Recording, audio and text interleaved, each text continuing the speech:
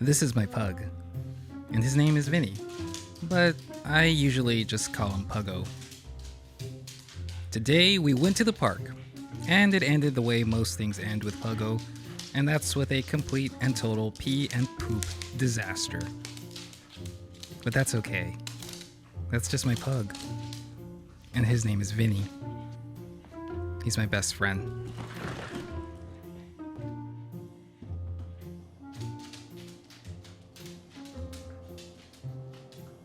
Vinnie's been with me for about 14 years, through all the good times and the bad. And he's played the role of support animal many times in my life. But he's gotten old, and over time, I think I've become his support human. I don't mind it though, he's the best boy. Last year, he lost one of his eyes because of an infection. And the eye he does have, well, that's basically decorative. It doesn't work. So my Pogo is blind. Oh, and he's deaf. And somewhat incontinent. Oh, and his back legs don't bend anymore. And I've been told that he might have dementia. But I don't know about that. No matter what, he's my best friend. And I want to show you what his life looks like. And also what it's like being a support human all day and all night. Sir, do you have food on your forehead, sir? Sir, I think you have food on your forehead.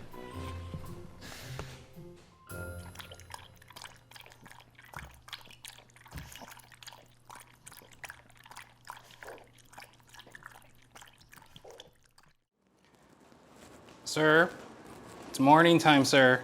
Can you hear me? Sir, it's morning. Hello. This way. Oh. Hey, buddy. Hey, buddy. Okay, let's go pee before you pee more. Every day starts the same. A morning walk to get rid of the pee that didn't leak out of him while he was asleep.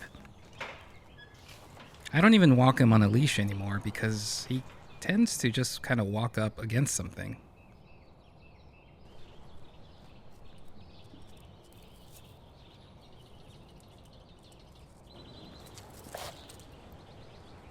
And he's also not very graceful anymore. And because his back legs don't bend, well, he just kind of tends to walk in a circle.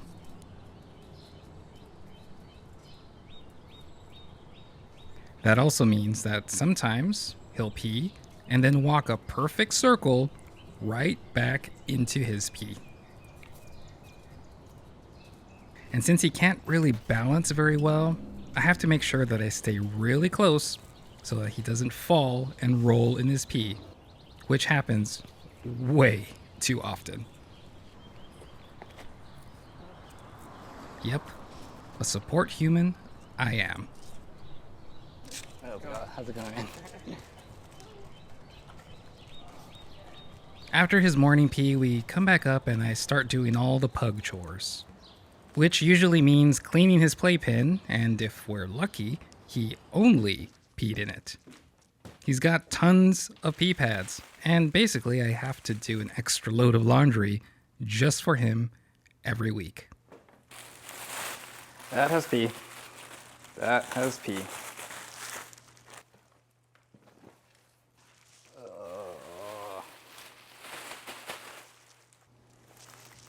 That also has pee.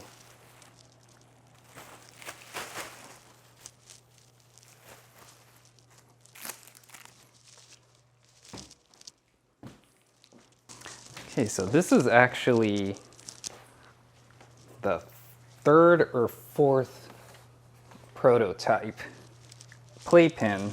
It's gone through several models. First I had one that had a built-in bottom, a built-in floor, but since he pees so much, or dribbles all night, I needed to find something that I could take the floor out or cover it with pee pads. And he's got his own pair of Doc Marten shoes. And he loves sitting on shoes. I think it has to do with them smelling like feet. Sir, I'm trying to talk, sir. Sir. So basically every night I put him in here at bedtime and he'll usually fall asleep within a few minutes. He's coughing. So every night I put him in here, which I don't think he likes because he kind of whimpers a little bit. However, while the entire house is very pug-proofed, there is one way that he can get very hurt, and that is the cat. I'm not 100% sure, but I think the reason his eye got so infected was because the kitty scratched him. Okay, so since Vinnie has all of these physical limitations, he is pretty much in danger all the time. I would say before I pug-proofed this house, there was probably about a million ways for him to die with basic household items. One of the places that's super dangerous for him is being around her litter box right here. So basically I had to figure out a way to make it inaccessible to Pug, but accessible to the cat to go in to use her litter box. So she will fit right through this little opening, but the Pug will not. I also had to make sure that anything that was eye level was not something sharp that could potentially scratch his eyeball. So if you see right here, this is a sock covering the pedal. Another thing that was super dangerous for him was this backpack. And one day I came home and he was trapped underneath it. Now that backpack is about 30 or 40 pounds, and from what I could tell, he was definitely being crushed under the weight. I'm talking about you, sir. Sir? Sir? I'm talking about you, sir. Can you hear me? You can't hear me. And these are his old man treats. We have mobility bites and we have senior advanced incontinence. Oh, and these are his eye drops. One is medicated, one is not. He gets the medicated one a couple times a day and the regular ones a couple times a day. Since he became fully deaf and blind, I've tried to figure out ways to stimulate his nose because he doesn't really play anymore. He doesn't know how to respond to me, and honestly, it makes me kind of sad because we can't play the way we used to. It's probably the worst part about all of this. I just kind of really wish he could play with me. And I just imagine it's boring being Pogo. It's pitch black and it's silent in there. It's gotta get lonely. I've also started intentionally putting his food very far away from him so that he has to hunt around the whole house looking for it. Sometimes it can take up to 20 minutes for him to find it. I know that might sound kind of mean, but I think of it a different way. It's kind of like making a 20-minute long activity for him. And at the end, he gets to do his favorite activity, eat food. Now right here, what's about to happen is classic Pug. He randomly just decides to lay down and poop. Since his back legs don't really bend anymore, he can't squat, so he ends up just laying down to poop. Oh yeah, and don't tell him I told you this, because Vinnie doesn't know, but he started pooping in his sleep.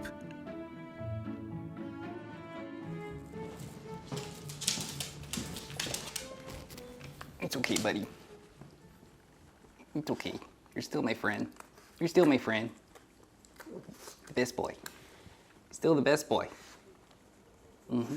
I try to touch my Pogo as much as possible. So while I'm working, I put him between my feet and he will stay there for hours and hours. Sometimes it really does feel like the best part of my day because I know he's not in danger. I'm not actively protecting him from the kitty who could potentially scratch his eyeball out. And I'm not gonna lie, his little eyeball brings me a lot of anxiety. His other eye got so infected it almost killed him. He needed emergency surgery. And to be honest, at his old age, I'm not even sure his little body would survive the anesthesia required to have another surgery like that. And I'm also not even sure I want to put him through that kind of pain again. I think I've begun making my peace with him leaving me soon. And I'm just trying to help him make the most of the time he has left. But sometimes it's heartbreaking. Recently, he started having these screaming fits, or maybe they're like anxiety attacks. I don't know. But they sound terrible.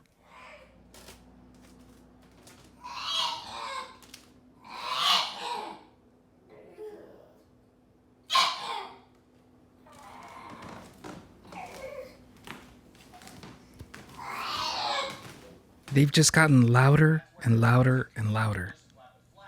And I just don't know what to do other than let him know that I'm here, that I'm with him.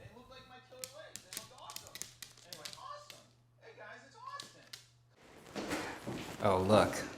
This is the Pug Lamborghini. He absolutely loves stroller rides. So I've been told that he might be getting dementia, and that's what's causing the screaming and the anxiety fits. But I don't know. He seems to calm down immediately when I touch him.